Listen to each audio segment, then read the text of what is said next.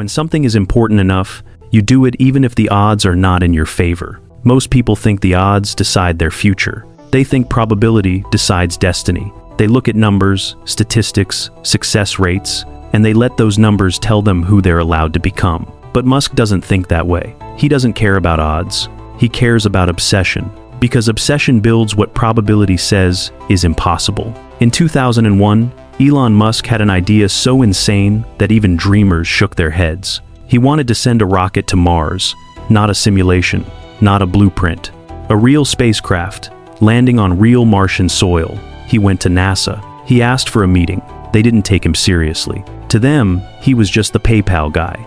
A tech entrepreneur, not a rocket scientist. Not an aerospace engineer. Not someone who should even be in the same room as interplanetary missions. But Musk didn't give up.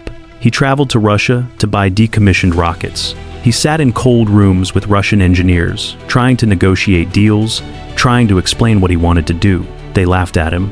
One of them literally asked, "Why would you, a computer guy, build rockets?"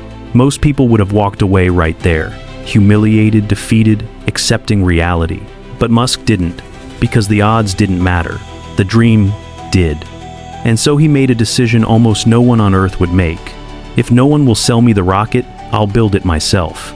That was the moment SpaceX was born, not in a boardroom, not in a lab, but in a moment of pure defiance, a refusal to let unfavorable odds kill an idea that mattered. And here's the part people misunderstand. Every world-changing idea begins with terrible odds. Every breakthrough is labeled impossible right before it becomes inevitable. The odds aren't supposed to favor you. They're supposed to challenge you. They're supposed to test whether you care enough to keep going. The truth is this: the biggest dreams attract the worst odds, and the worst odds reveal the people who are truly obsessed. Because when something is important enough, your brain stops asking, "Is this likely?" and starts asking, "How do we make it real?" Most people lose not because it's impossible, but because the odds scare them out of trying. They want guarantees before they begin. They want certainty before they commit. They want the world to tell them it's safe, but life doesn't work like that. The odds will never be perfect. The timing will never be perfect. You will never feel completely ready. So what do? In your career, stop choosing the easy path. Choose the meaningful one, the one you'd chase even if no one believed in you. In business, chase the idea you're willing to suffer for, because the idea worth the pain is the idea worth your life.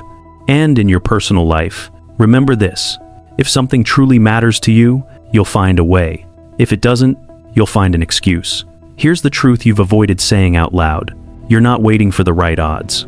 You're waiting for permission, but permission never comes. Not from NASA, not from Russia, not from society, not from anyone. It has to come from you. And once you're willing to act without permission, once you're willing to move, even when the odds look impossible, then you're ready for the next test: failure.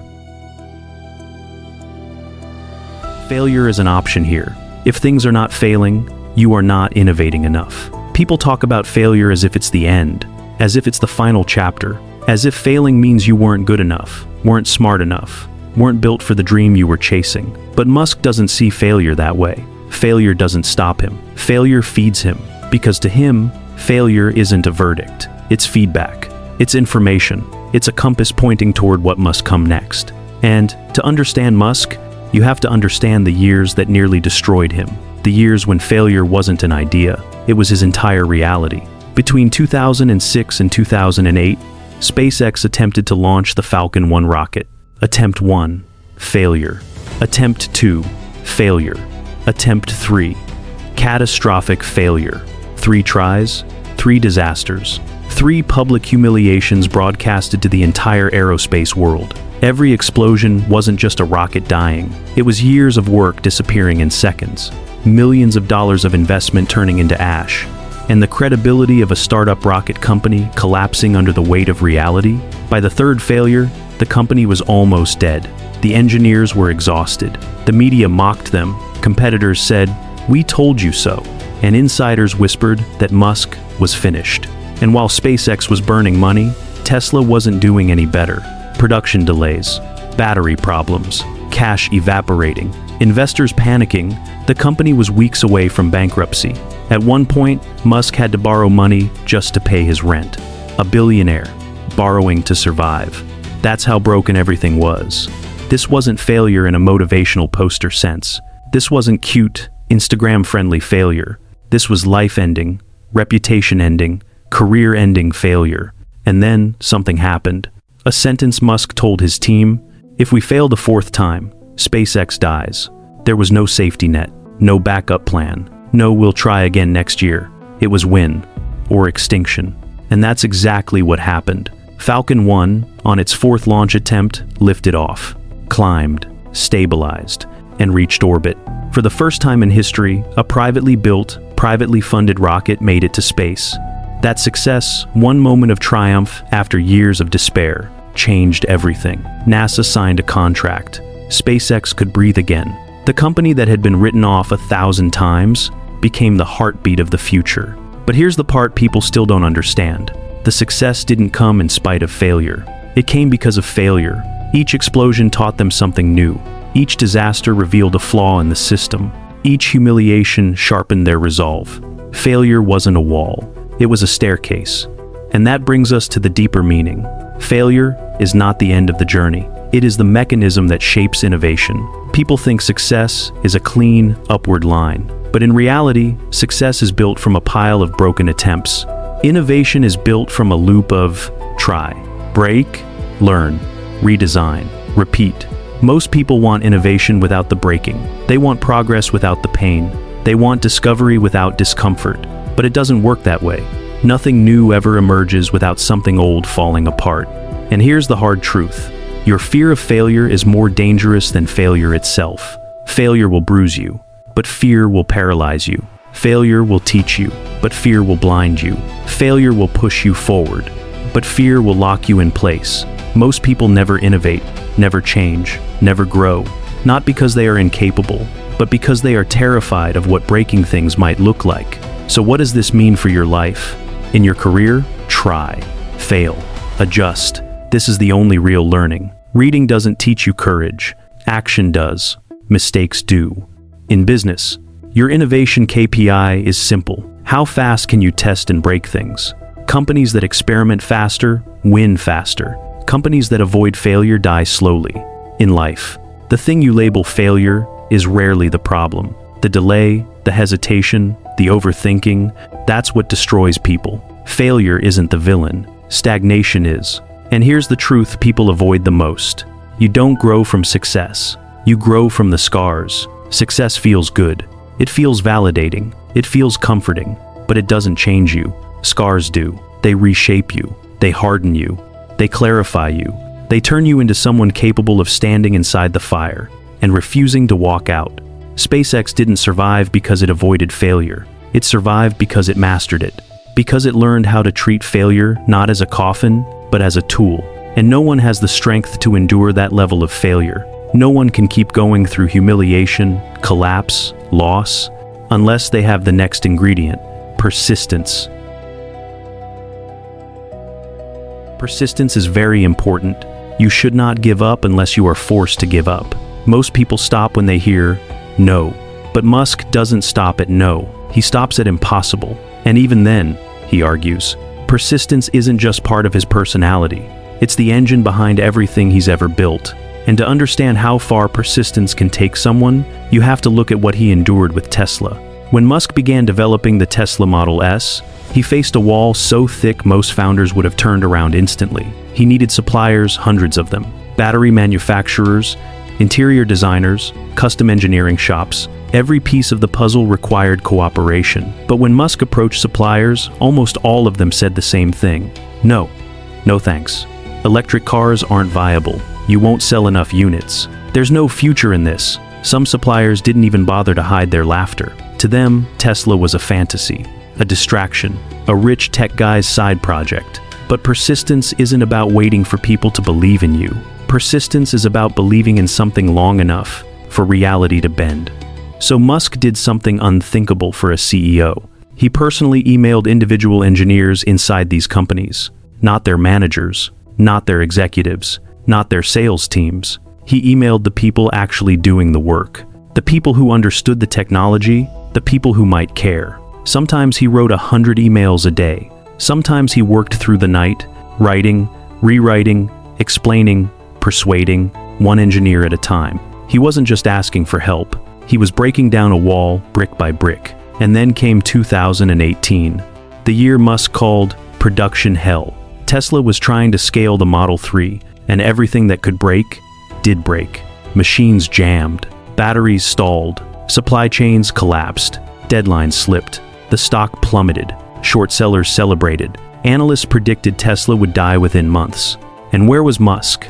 Not in a corner office, not on a private jet, not taking a break. He was sleeping on the floor of the Fremont factory, not because it looked heroic, but because he refused to let anyone work harder than him. He wanted to feel the pain. He wanted to see the problems. He wanted to wake up exactly where the work was happening. He once said, "I slept on the floor because I wanted my pain level to increase. It made me pay attention." That is persistence. Not motivational quotes, not inspiration, not hype. Persistence is choosing to stay in the fire, long after other people run home. And here's the deeper truth Musk embodies. Persistence is not an emotion. Persistence is a decision. Motivation comes and goes. Excitement fades. Energy drains. But the decision to stay, to keep pushing, keep improving, keep building, that's what carries you through the dark. Persistence doesn't mean doing the same thing forever. Persistence means keeping the same goal, even if you must change the strategy 100 times. Keep the direction, change the method. Most people misunderstand this. They think if something doesn't work the first time, it means they should stop. But Musk has a different view. If something doesn't work, you adjust the approach, not the mission. And here's the hard truth. You don't lack motivation. You lack staying power. You quit too early. You retreat when the work becomes inconvenient. You stop right before the curve starts to rise. Imagine how many dreams died simply because someone walked away. 1 week too early, one attempt too early, one conversation too early. Tesla exists today because Musk refused to walk away. He refused to let difficulty dictate destiny. He refused to accept the idea of good enough. He stayed. He kept showing up. He kept pushing through the exhaustion, the doubt, the chaos. He persisted. So, what does persistence look like in your life?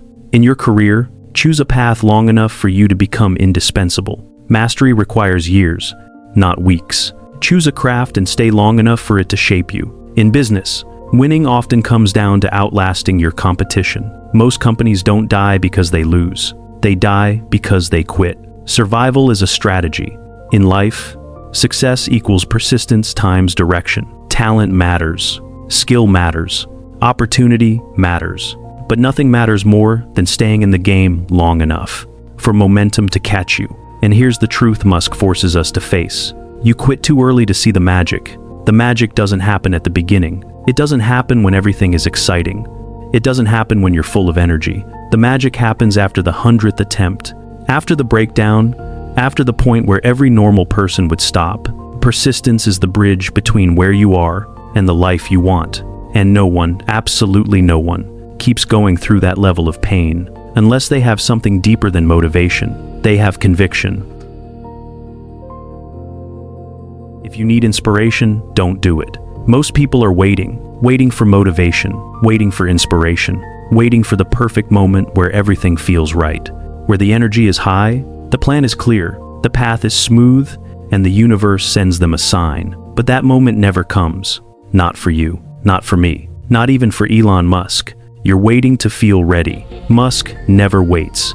When you look at SpaceX and Tesla today, valuations in the billions, thousands of employees, factories around the world, it's easy to assume they were built from passion, from inspiration, from excitement, but that's not how it happened. SpaceX was built in the middle of humiliation, financial chaos, and technical disaster. Tesla was built in the middle of doubt, ridicule, and near bankruptcy. There were no high motivation moments, no long walks on the beach where ideas became clear, no sudden lightning bolt of inspiration. It was survival. It was responsibility. It was a belief that these things must exist. Musk once said, "I don't do things because they inspire me. I do them because they must exist." That sentence reveals everything. For most people, inspiration is fuel. They wait for it before taking action. They depend on it to feel strong enough to begin. But inspiration is not fuel. Inspiration is a spark, bright, dramatic, emotional, and temporary. It flares up fast and dies even faster. You can start something with inspiration, but you cannot finish it. You cannot build a rocket company through inspiration. You cannot build an electric car company through inspiration. You cannot build anything world-changing through a feeling that disappears the moment things get difficult, and they will get difficult. And that brings us to the deeper truth. Commitment is fuel. Conviction is fuel. Responsibility is fuel. Inspiration gets you excited. Commitment keeps you in the fight. People say, "I'm waiting to be inspired." But Musk would say, if you need inspiration to start, you won't survive long enough to finish. Because what happens when the excitement fades? When investors pull out? When suppliers say no? When rockets explode? When the money runs out? When the entire world tells you you're wrong? Inspiration doesn't save you then. But commitment does. Conviction does. Obligation does. And Musk built both SpaceX and Tesla under conditions where any normal person would have quit. The pressure was crushing. The failures were public. The stakes were life-altering. He didn't build these companies because he was inspired. He built them because he felt responsible. Because, in his mind, the future needed them, and no one else was going to make them. So what does this mean for you? In your career, stop waiting for inspiration. Start with responsibility. Do the work because it needs to be done, not because you feel good while doing it. The people who rise are not the most motivated. They are the most committed. In business, your feelings don't matter. Your actions do. The market doesn't reward passion. It rewards consistency, execution, resilience. If you can only work when you're inspired, you will never outrun someone who works when they're tired, scared, uncertain, or discouraged. In life, inspiration might launch you into motion, but discipline keeps you moving. Conviction keeps you honest. Responsibility keeps you grounded. The difference between dreamers and builders is simple. Dreamers wait to feel inspired. Builders work through the days they feel nothing. Most people don't fail because they lack talent. They fail because they rely on inspiration to carry them through tasks that require discipline. And here is the truth moment. You don't need inspiration. You need conviction.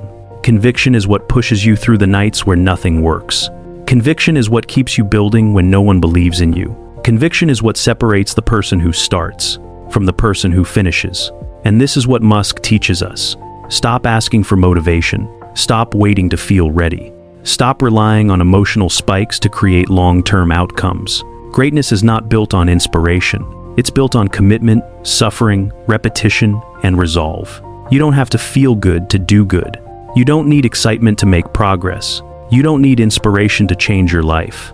You need meaning. You need direction. You need the willingness to work long after the spark has died. Conviction leads to action, and Musk always chooses action over hesitation, action over fear, action over waiting. And that action leads directly into the next truth. You can either watch the world change, or you can become part of the change. I could either watch it happen, or be part of it. Life gives you two roles, spectator or builder. Most people spend their lives watching success, watching innovation, watching change, watching other people shape the world while they wait for the moment they feel ready. But Musk doesn't watch life happen. He steps into the arena, even when the arena is on fire. In 2002, the world was celebrating the rise of the internet. Google was exploding. Amazon was expanding. Facebook was about to be born. The energy was massive. Everyone in Silicon Valley was chasing social networks, search engines, e-commerce. Everyone was looking down, but Musk was looking up. While the world obsessed over apps and websites, Musk was thinking about Mars, a planet 140 million miles away. Red, cold, empty, but full of possibility. He looked around and realized something shocking. No one, not NASA, not private industry, not global institutions, was seriously building a path to make humanity multiplanetary. People talked about it. People dreamed about it. People speculated about it. But no one was building it. So Musk faced two choices: watch or build. And he chose the only option his mind could accept: be part of it. So while everyone else was racing to build the next hot tech startup, Musk was building rockets. Not because he had time, not because he had money, not because it was easy. He did it because someone had to. And that became the pattern of his life. Whenever he saw a future that should exist but didn't, he built it himself. Neuralink. While the world debated AI safety, Musk built a company to interface the human brain with technology. Starlink. While governments struggled to provide basic internet access, Musk launched thousands of satellites to connect the planet. Hyperloop. While countries complained about infrastructure, Musk drafted an entirely new mode of transportation, something no one else dared to imagine. These weren't industries people avoided. These were industries people considered untouchable. But Musk wasn't drawn to what was popular. He was drawn to what mattered. He chased the ideas that needed to exist, even when no one else believed in them. And here's the deeper truth his life teaches. The world is divided into two groups: people who watch, and people who build, people who comment, and people who create, people who consume, and people who transform. The difference isn't intelligence. The difference isn't education. The difference isn't resources. The difference is a single decision. Will you stand on the sidelines, or will you step into the arena? Most people stay spectators because watching is safe. Watching doesn't expose you. Watching doesn't embarrass you. Watching doesn't demand sacrifice. But watching also doesn't build anything. You can't change a world you refuse to participate in. You can't rewrite the future while standing in the audience. And here's the hard truth. You've watched long enough. It's time to build. So what does building look like in your life? In your career, stop waiting for someone to offer you permission to grow. Learn the skills the future requires, not the ones your job description tells you to memorize. Actively choose discomfort, because discomfort is the birthplace of relevance. In business, step into markets people fear. The crowd always moves where it's safe, but safety is where innovation goes to die. The opportunities that change your life are always found in the places no one else is willing to explore. In your personal life, stop observing your life as if it belongs to someone else. Take control. Start something, improve something, break something, rebuild something. Your life won't change because you watched motivational videos. It changes the moment you start building, because you won't be remembered for what you watched, only for what you built. The apps you scroll, the videos you consume, the opinions you read, none of them define you. The only thing that defines you is what you bring into existence. That's why Musk keeps building, not because he wants credit, not because he wants applause, but because he refuses to die as a spectator. He wants to die as a builder. Someone who left fingerprints on the future, not someone who merely watched it happen. And that brings us to the truth most people never admit. You already know what you should build. You've always known. You've seen the gap. You've felt the pull. You've imagined a version of the world that doesn't exist yet. But you've hesitated. You've waited. You've told yourself the timing isn't right. The timing will never be right. That's the point. Builders don't wait for perfect conditions. Builders create conditions. Builders move. Builders act. Builders make the world bend to their vision. And once you start building, once you step into the arena, you realize the next truth. To keep building, to keep evolving, to keep shaping the world around you, you have to improve yourself every single day. Because building is never a one-time event. It's a lifetime of reinvention. And that leads us to the next idea, the one that separates good builders from great ones: constant improvement. Always think about how you could be doing things better. Most people work to reach a level where they feel comfortable, a level that feels good enough, a level where they can relax, slow down, and maintain what they've built. But Musk doesn't believe in comfort. He doesn't believe in good enough. In fact, he treats good enough as a threat. Because to Musk, stability isn't success. Stability is the beginning of decay. That's why he breaks his own systems, before the world does. At Tesla's Gigafactory, something extraordinary happens every week. Systems that were working fine, efficient, stable, reliable, get ripped apart and rebuilt. Not because they failed, not because they broke, but because they could be better. One week, it's the battery assembly process. The next week, it's the conveyor layout. The following week, it's the robot sequence. Engineers would walk into the factory Monday morning and discover that an entire workflow had been redesigned overnight. Not by a committee, not by a consultant, but by Musk himself. He questions everything. He challenges everything. He destroys what works to build what works better. Because the most dangerous thing a company can say is, "This is fine." And this philosophy isn't limited to Tesla. SpaceX lives and breathes the same mindset. Test, explode, redesign. repeat. Most aerospace companies design for perfection. They simulate, model, calculate, verify, all before ever launching a rocket. SpaceX does the opposite. They build, they launch, they watch it explode, they fix, then they launch again. The world sees explosions. Musk sees data. The world sees failure. Musk sees iteration. He once said, "The biggest danger is thinking we're good enough. Good enough kills innovation. Good enough kills ambition. Good enough kills companies. And for most people, good enough kills their future." Because here's the deeper truth. Improvement isn't an action. Improvement is a mindset. It's the ability to look at something that already works and say, "We can do better." It's the willingness to challenge systems that feel familiar. It's the courage to question your own success. Improvement requires humility. You have to admit you're not as good as you could be. You have to admit your systems are not perfect. You have to admit your current version of yourself is unfinished. And most people aren't willing to face that. They want the illusion of mastery, not the discomfort of growth. Here's the hard truth. Good enough is the enemy of great. People don't get stuck because they're incapable. They get stuck because they stop improving. They get comfortable. They protect what they know. They defend old habits, old skills, old ways of thinking, even when the world has already moved on. The companies that die, they die because they optimize the past. Instead of reinventing the future, the careers that stall, they stall because people stop upgrading themselves. The relationships that collapse, they collapse because no one is willing to evolve. Improvement isn't optional, it's survival. So what does this look like in your life? In your career, audit your skills every 90 days. Look at what the future requires, not what your job currently demands. The people who rise are not the ones with the best resumes, but the ones who refuse to stay the same. In business, adopt the SpaceX mindset.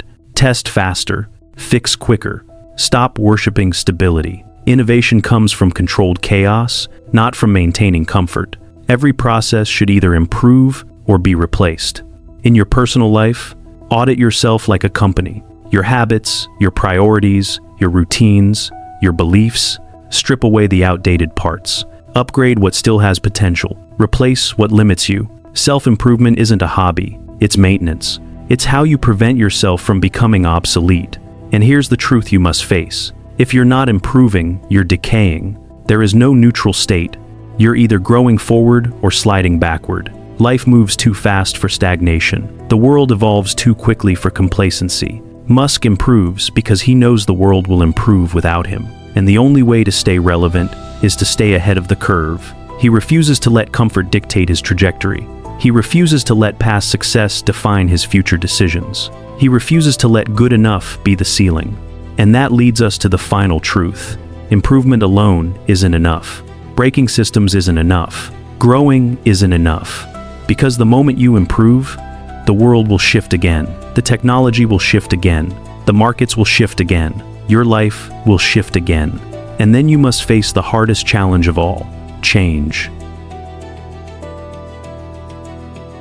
Some people don't like change, but you need to embrace it if the alternative is disaster. Change is something most people fear. Not because change is dangerous, but because change threatens who they already are. People don't fear the unknown.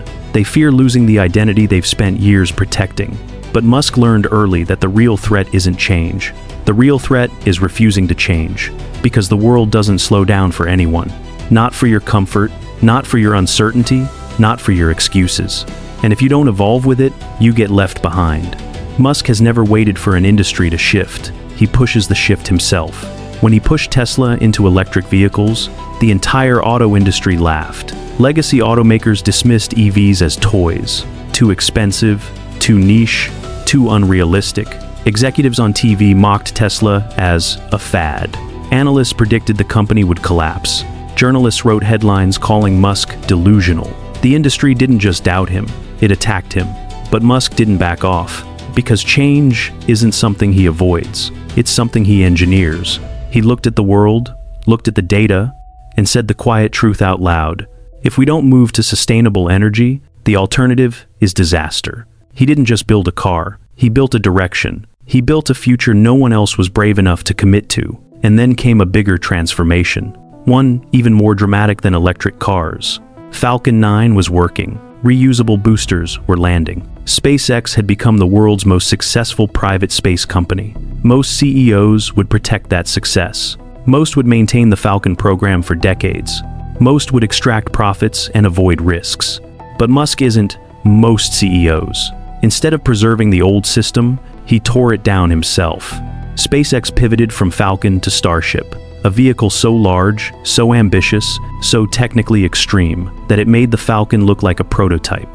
He was willing to destroy the thing that made SpaceX successful, in order to build the thing that would make humanity multiplanetary. That's how Musk treats change, not as a threat, but as a requirement for survival. Adapt or die isn't a slogan, it's his operating system. And this brings us to the deeper truth of the chapter. People don't hate change because it's hard. People hate change because it forces them to become someone new. Change is the death of your old self, the death of old habits, the death of old beliefs, the death of old comfort.